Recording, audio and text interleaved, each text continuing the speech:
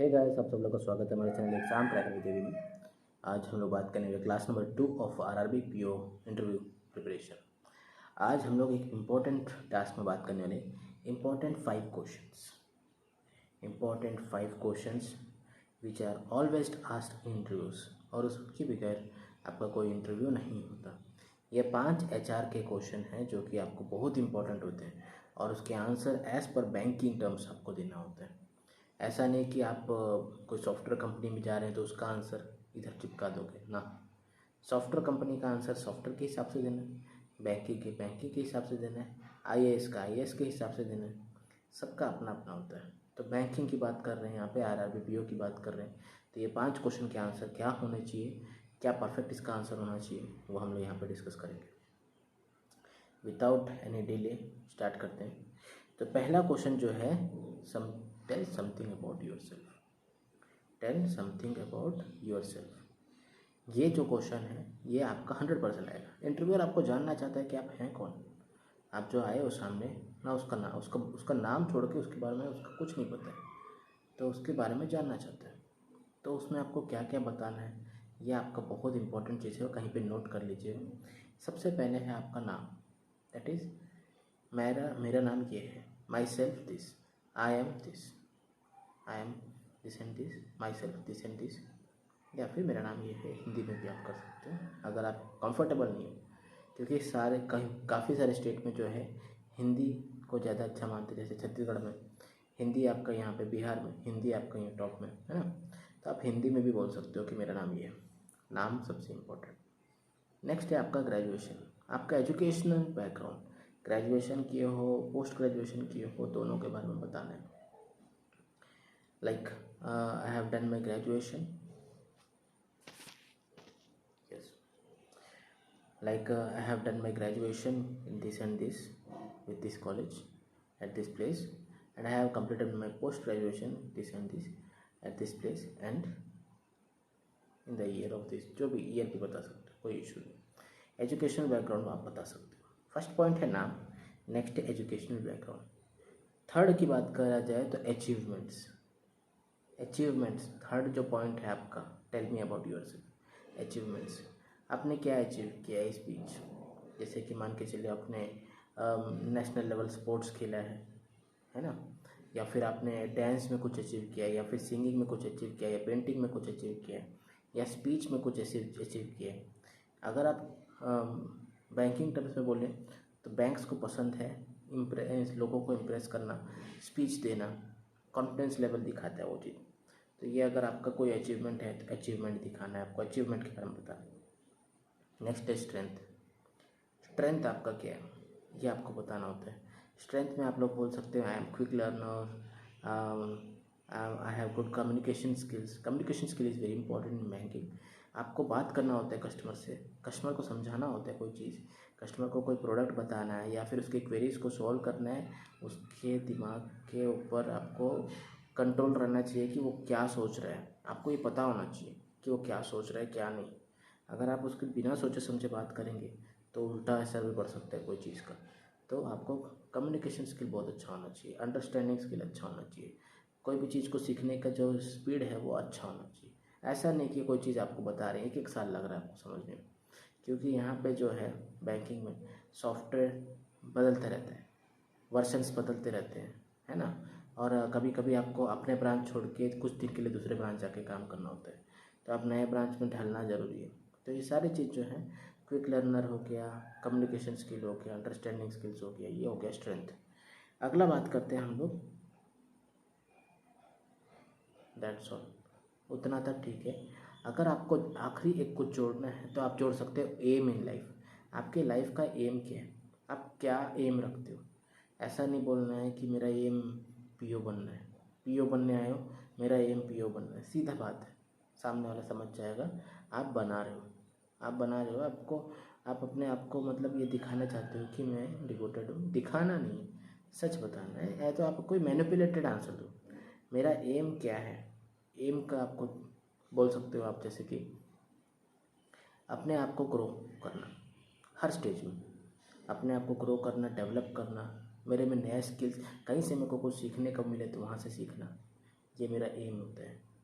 हर second मेरा M वही होता है कि मैं कुछ सीखना चाहती हूँ। अभी जैसे मैं इंटरव्यू से बाहर बैठी थी तो मैं कुछ फ्रेंड्स से कुछ चीज़ें सीख रही थी, जैसे कि उनसे पूछ रही थी कि ये क्या होता है, वो क्या होता है। तो जहाँ आप बैठे हो, जहाँ आप कुछ कर रहे हो, वहाँ कुछ सीखना चाहिए। ये मेरा एम है पर्सनल, कि जहाँ भी आप कुछ बैठे हो वहाँ पे आपको कुछ सीखना चाहिए। एम इन लाइफ ऐसा बताने से मैनिपुलेटेड आंसर है। मेरे को पीओ बनना है, मेरे को असिस्टेंट मैनेजर बनना है, मेरे को बैंकिंग में जाना था, ये कोई एम बोलोगे तो आप सामने वाला उतना इंप्रेस नहीं होगा। मैनिपुलेटेड आंसर देना, तो मैनिपुलेटेड आंसर ये होता है, ठीक है। नेक्स्ट क्वेश्चन में आ जाते हैं। फर्स्ट क्वेश्चन तो समथिंग अबाउट योर सेल्फ हो गया। सेकंड क्वेश्चन में आते हैं। Second question is why should we hire you. Question number 2 is very important, why should we hire you. इसका मैं अगर अल्टरनेट क्वेश्चन बोलूँ, वाई शुड हायर यू, इसका दूसरा अल्टरनेट क्वेश्चन ये होगा, व्हाट इज़ योर स्ट्रेंथ्स। इसी को why should I hire you के रूप में पूछा जा रहा है। आपको अपने स्ट्रेंथ्स बताना है और कुछ नहीं। और स्ट्रेंथ में आपको मैं गिनाया था quick learner, communication skill, understanding skill, और उसको मैं एक्सप्लेन भी किया था अभी थोड़ी देर पहले। क्विक लर्नर, नए नए चीज़ को अपनाना, नए नए चीज़ को सीखना, वो भी जल्दी। उसके बाद अंडरस्टैंडिंग स्किल्स, लोगों को समझना, क्या चाहते हैं वो, क्या बोलना चाहते हैं, उनका क्वेरीज क्या है। कम्युनिकेशन स्किल, उनको समझाना चीज़ों को, नए नए चीज़ों को उनको समझाना कि क्या है स्कीम का मतलब, क्या है लोन, क्या होता है लोन का, क्यों इंटरेस्ट ज़्यादा होता है, उसका ईएमआई क्या होना चाहिए, ये सब। अंडरस्टैंडिंग स्किल, कम्युनिकेशन स्किल, ये सारा चीज़ जो है आपका स्ट्रेंथ हो गया। और यही जो इसका आंसर होगा, why should we hire you, ठीक है।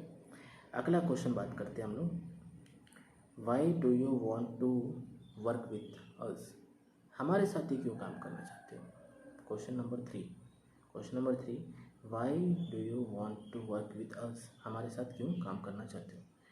तो इसका आंसर भी आपको थोड़ा सा सोच समझ के देना है। इसका आंसर आप दे सकते हो, banking is a best way to help needy and needy persons को हेल्प करने के लिए बैंकिंग एक अच्छा वे है। गरीबों की हेल्प होती है, और जिसके पास पैसा है घर पे सेफ़ नहीं है, वो अपना पैसा जमा करता है बैंक में, तो उसका पैसा सेफ हो जाता है, डिजिटल में चेंज हो जाता है, अकाउंट में वो चेक कर सकता है उसका कितना पैसा है। बट अगर घर में रखेगा तो सेफ़ नहीं रहता। तो बैंक्स जो है उस चीज़ को अपॉर्चुनिटी देता है लोगों को कि वो अपने पैसा जमा कर सके, मतलब सेफ्टी प्रोवाइड कर रहा है। First point. Second point, needy लोग को लोन्स दे रहे हैं, नीडी लोग को जिसको ज़रूरत है, और उस लोन की वजह से उनका घर चल रहा है, उनका ज़िंदगी चल रहा है, उनका परिवार चल रहा है ना। और तीसरा चीज़ है, सिर्फ नीडी को ही नहीं देते, कभी कभी बिजनेसमैन्स को देते हैं, और बिज़नेस से क्या होता है, एंटरप्रेन्योरशिप को बढ़ता है। इंडिया का जो है ब्रांड बनता है। इंडिया को एक ब्रांड बनना है तो लोगों को बाहर से नहीं मंगवाना है, बाहर की कंपनी को नहीं हायर करना है। अगर इंडिया को एक ब्रांड बनना है तो सेल्फ इंडिपेंडेंट बनना होगा। सेल्फ इंडिपेंडेंट बनने में बैंकिंग बहुत ही बड़ा एक हाथ कर रहा है, हाथ आगे बढ़ाया है, क्योंकि बैंकिंग जो है पैसा दे रहा है लोगों को, ज़रूरतमंद लोगों को, ताकि वो अपना बिजनेस स्टार्ट कर सके, अपना स्टार्टअप स्टार्ट कर सके, है ना। स्टैंडअप इंडिया, स्टार्टअप इंडिया, ये सब। तो ये जो चीज़ है, इसीलिए मैं बैंक में घुसना चाहता हूँ या चाहती हूँ, ठीक है। क्वेश्चन नंबर 4 में आ जाते हैं, where do you see yourself in 5 years. 5 साल में आप कहाँ देखोगे आप अपने आप को। क्वेश्चन नंबर 4 बहुत इंपॉर्टेंट है। इसका आंसर कुछ लोग बोलेंगे, मैं सर चीफ मैनेजर बन जाऊँगा, मैं डीजीएम बन जाऊँगा, मैं जीएम बन जाऊँगा, आरएम बन जाऊँगा, रीजनल मैनेजर, मैं डीआरएम बन जाऊँगा ना। गलत आंसर हो जाएगा। क्वेश्चन आपका है 5 साल में आप कहाँ देखते हैं, तो इसका करेक्ट आंसर होगा, सर प्रमोशन मिले या ना मिले, मैं 5 साल में ये कोशिश करूँगी या करूँगा कि मेरा एक्सपीरियंस बढ़े, मेरा नॉलेज बढ़े, मेरा जो सोचने का है जरिया वो डेवलप, मैं जो करूँ उसको परफेक्शनेस के साथ करूँ, और मेरा ये 5 साल का एक्सपीरियंस बहुत इम्पोर्टेंट एक्सपीरियंस बने, ताकि जो है मैं अपने आप से सेटिस्फाई रहूँ। मेरे को किसी पोजीशन का मैं नहीं बोलूँगी कि 5 साल में इस पोजीशन में होंगी। मेरा ये है कि मैं अपना सेटिस्फिकेशन के हिसाब से मैं अपना ग्रोथ मेरे को चाहिए। मेरा ग्रोथ के लिए मैं पूरा दिन रात ये 5 साल लगाऊंगी। उसके बाद मेरे को ये 5 साल बाद अपने आप को देखूँ तो मेरे को ग्रोथ दिखना चाहिए, पोजीशन वाइज नहीं, नॉलेज वाइज। काम कितना किया आपने, काम कितना किया वो इम्पोर्टेंट है। पोजीशन ठीक है, पोजीशन का वैल्यू, मेरे पोजीशन का भी वैल्यू होता है, बट मेरे लिए मेन चीज़ है ग्रोथ। मेरे को सेटिस्फिकेशन मिलना है ग्रोथ प्लस काम कितना हम किए इस 5 साल में, एक्सपीरियंस। सो ये चीज़ होगा अपने 5 साल में, मैं अपना एक्सपीरियंस अच्छा करना चाहता हूँ। नेक्स्ट क्वेश्चन है, आपके पास एक्सपीरियंस नहीं है, हम आपका लेके क्या फ़ायदा होगा। आपके पास ज़ीरो एक्सपीरियंस है, हम आपको लेके क्या फ़ायदा होगा। तो इसका आंसर भी बहुत इंपॉर्टेंट और बहुत ही अच्छी तरीके से देना है, क्योंकि आपका 30 साल हो गया होगा, 29 ईयर हो गया होगा, 28 ईयर हो गया होगा, अभी तक आपका एक्सपीरियंस नहीं है, बैंक आपको लेके क्या फ़ायदा होगा, ये चीज़ है। तो बात यह है, उनको ये जताना है कि आज सर 28 हो गया, मेरा 29 हो गया, but next 30 years I will devote my life, I devote my mind, I devote myself to this bank. मैं अपने आप को डिवोट करूँगी या करूँगा, है ना, कि मैं इस बैंक के लिए काम करूँ, कि मैं बैंक के लिए काम करूँगा, है ना, जो भी। तो आपको ये बोलना है बचे साल को मैं डिवोट करूँगा। एक्सपीरियंस बहुत इंपॉर्टेंट होता है सर, एक्सपीरियंस बहुत इंपॉर्टेंट होता है, बट अगर मौका ही नहीं मिलेगा तो लोगों को एक्सपीरियंस कहाँ से आएगा। मौका आज मिला है और इस मौके को अच्छे से यूज़ करके नेक्स्ट 30 ईयर्स पूरी तरह डिवोट करूँगा अपने आप को इस बैंक के लिए, और जो भी चीज़ सीखने को मिलेगा सीख के उसको ग्रो करने की कोशिश करूँगा। बैंक के जो फंडामेंटल्स हैं उसको समझते हुए बैंक का जो ग्रोथ करने के मेरे तरफ से जितना हो सके मैं उसमें सपोर्ट करूँगा। ये चीज़ हो गया आपका क्वेश्चन नंबर 5 का आंसर। अब बात कर लेते हैं, 5 क्वेश्चन तो हो गया, थोड़ा सा ड्रेसिंग्स के बारे में बात कर लेते हैं। ड्रेसिंग के बारे में बात करूँ तो अगर मेन की बात किया जाए, लड़कों की बात किया जाए, मेल्स की बात की जाए, तो उसमें लाइट कलर का शर्ट होना चाहिए। चाहे आप लाइट ब्लू ले लो या वाइट ले लो या लाइट कलर कोई भी ले लो, है ना। लाइट कलर का शर्ट होना चाहिए, ब्लैक कलर का पैंट होना चाहिए, ब्लैक कलर का बेल्ट होना चाहिए एंड ब्लैक कलर का शूज़ होना चाहिए। लेदर भी हो सकता है, नॉर्मल शूज़ भी हो सकता है, बट ब्लैक कलर का होता है। वेल पॉलिश्ड होना चाहिए, वेल क्रीज्ड होना चाहिए shirt and pant. Okay, tie mandatory नहीं है, टाई पहनना चाहो तो पहनो, लेकिन मैंडेटरी नहीं है मेरी तरफ से। मैं नहीं मानता कि टाई बहुत ज़रूरी चीज़ है, टाई का ज़रूरत नहीं है उतना। ऊपर का बटन खोल के रखोगे तो आपको थोड़ा सांस जाएगा, थोड़ा फ्री फील करोगे, कंफर्टेबल फील करोगे।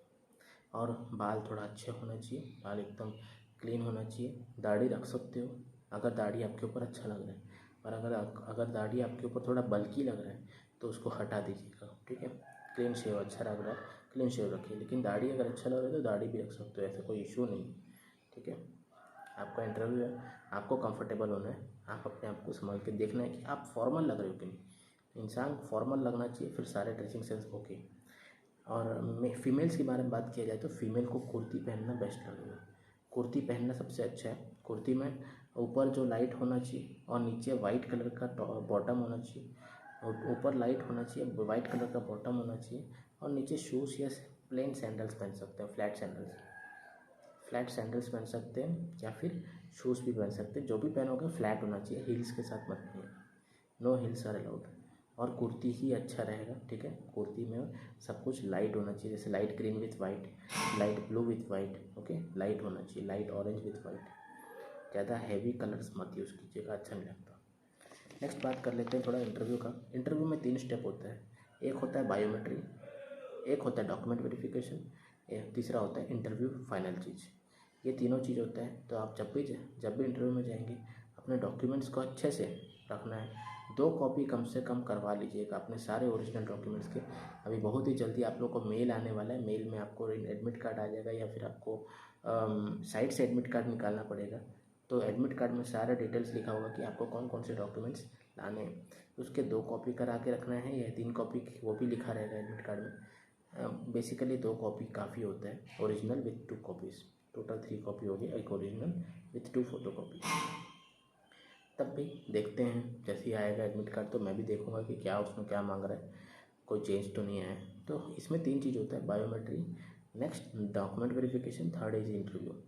तो ये तीनों चीज़ होने के बाद आपका कंप्लीट होता है इंटरव्यू का प्रोसेस। और पैनल 3 भी बैठ सकते हैं, 4 भी बैठ सकते हैं, 5 भी बैठ सकते हैं, डिपेंड करता है कि कौन सा स्टेट है, कितने लोग हैं। और एक पैनल में 5 मिनिमम लोग बैठते हैं, ठीक है, 5 मिनिमम लोग बैठते हैं। तो इस चीज़ को आप लोग को प्रेशर को पहले से पता होना चाहिए कि कितने लोग बैठते हैं, ठीक है। तो यहाँ पे मैं आपको कंप्लीट करता हूँ ये इस वीडियो को।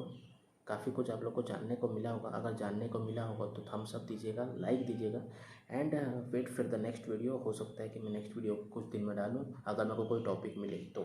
ठीक है, मिलते हैं नेक्स्ट वीडियो में, तब तक के लिए धन्यवाद।